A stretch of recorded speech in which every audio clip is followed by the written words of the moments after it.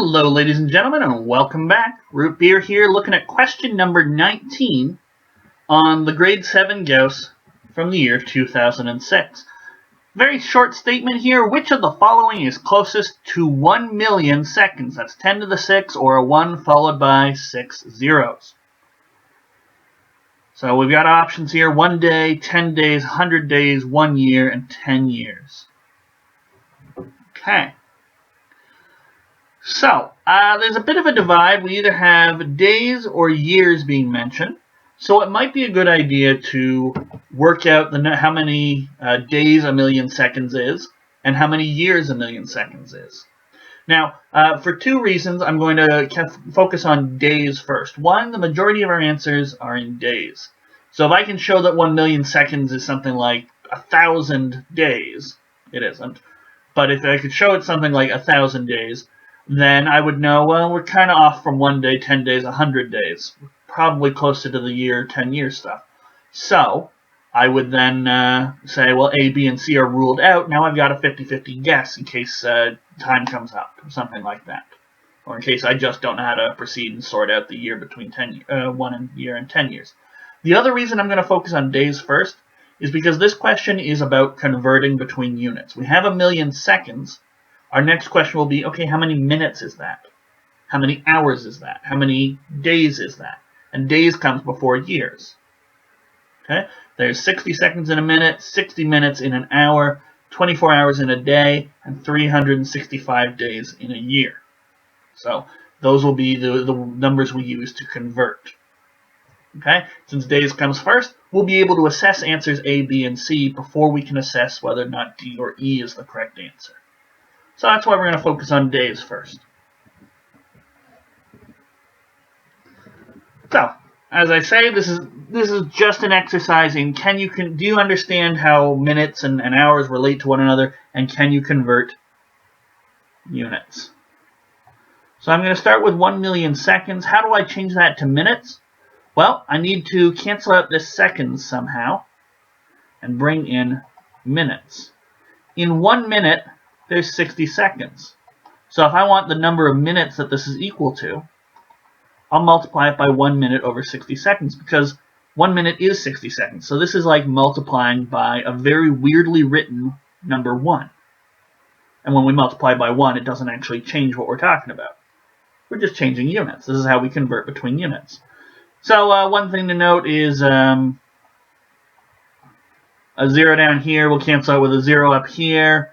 A 2 down here will cancel out with a 10 there and give us a 5.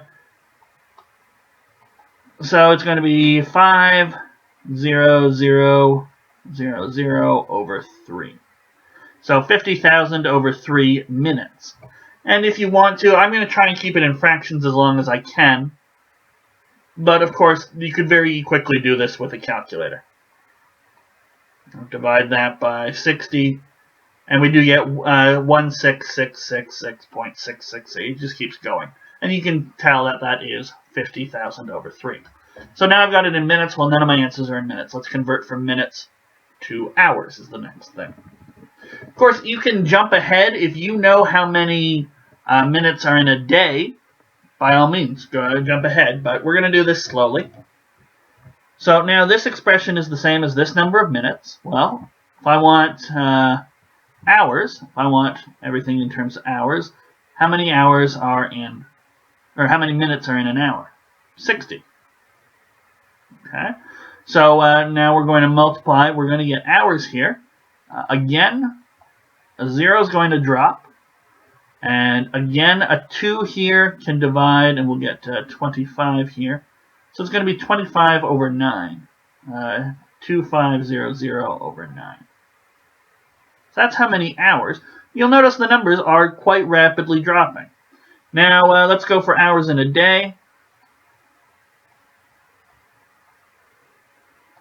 So we want days to be our units, so we'll need to cancel out with hours on the bottom and get days on top. That way the hours will cancel. Just like up here, seconds canceled and minutes canceled. Now we're going to want hours to cancel. Well, how many hours in a day? It's not 60, it's 24 now. So 1 day, 24 hours, these are the same amount. So we're not really altering anything, we're just changing our units. Okay. And now, I know that there's a 4 in there, and you'll be left with a 6 on the bottom and a 4, and you'll get 25, 25. So it should be 25 times 25 up here, so 625 over 9 times 6, which is 54. So that's how many days. And now we've got an expression for the number of days. Okay? So we could, at this point, grab our calculator or realize that 625 is just a little bit more than 10 times 54, and we could say, well, it's about 10 days. And I can do all this without actually having to do a single calculation on my calculator. But if we wanted to, 625 divided by 24, doing it on my calculator, is 26.04 days. And that is definitely closer to 10 days than to 100 days. So that would give us an answer of B. And if you wanted to, I suppose you could go on and figure out the number of years, but at this point, it's obvious what the actual answer here is going to be. Oh, sorry, I did 625 divided by 24. It should be 54, which is about 11.57. So that's much closer to 10 days than to 100 days. So I still got B, even though I did mess up my calculation there at the end. I double-checked it on my calculator, realized I made a mistake. But yeah, 625 over 54, that does give us the 11.57. So I was wrong. I said 26 days. I divided by the wrong thing. So that would have been an arithmetic error, but it didn't actually cost me anything because it's multiple choice. And I still was closer to 10 days than to 100. But yeah, what was I saying? You could go on and figure out number of years just as extra practice. You could figure out number of weeks, number of months, those sorts of things. But ultimately, we're done. We got the days, and it turned out days was the correct unit, and 10 days was the correct answer. So that's all we needed to do, and that's question number 19, I believe. So we just have question 20 left to go. So thanks for watching. I'll see you next time.